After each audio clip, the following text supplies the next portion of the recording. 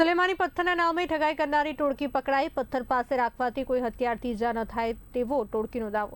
20 કરોડમાં પથ્થર વેચવાનો સોદો કરવાના બહાને લોકોને ફસાવવાનો પ્રયાસ। ડેમો બતાવી પથ્થરની ચમત્કારિક શક્તિ હોવાનો દાવો કર્યો હતો।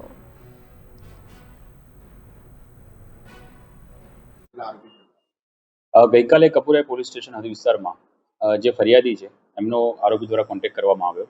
તેમને એવું કહેવામાં આવ્યું કે એક સુલેમાની પથ્થર છે કાળા કલરનો, જો એને પોતાની પાસે રાખવામાં આવે તો કોઈ પણ હથિયારથી એને ઈજા પહોંચાડી શકાય નહીં અને એ રીતની એની પાવર જેની તાકાત છે એવું સમજાવવામાં આવ્યું। અને ત્યારબાદ ફરિયાદી આરોપીને મળવા માટે બોલાવ્યા તો કપુરા ચોકડી પાસે આરોપી એક કાળા કલરનો પથ્થર લઈને આવે છે। એ પથ્થરની જે ખાસિયત છે ખાસિયત વિશે જણાવે છે, પરંતુ કોઈ કારણસર ફરિયાદીને ડાઉટ પડતા ફરિયાદી તે પથ્થર લેવાની ના પાડે છે। એ પથ્થરની કિંમત 20 કરોડ રૂપિયા તે આરોપી દ્વારા બતાવવામાં આવે છે।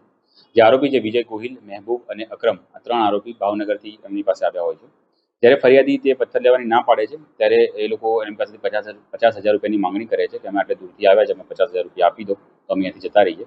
અને એ બાબતની જે માથાકૂટ ચાલતી હોય છે એટલે ફરિયાદી પોલીસ સ્ટેશન આવે છે અને પોલીસ જ્યારે તમામ તપાસ કરે છે ત્યારે ખ્યાલ આવે છે કે આ રીતે ખોટી વસ્તુ વેચીને ઠગાઈ કરવાનું જે ષડયંત્ર રચવામાં આવ્યું હતું તે બાબતે કપુરા પોલીસ સ્ટેશનમાં ગુનો દાખલ કરવામાં આવ્યો છે અને 3 આરોપીની ધરપકડ આ અંતર્ગત કરવામાં આવી।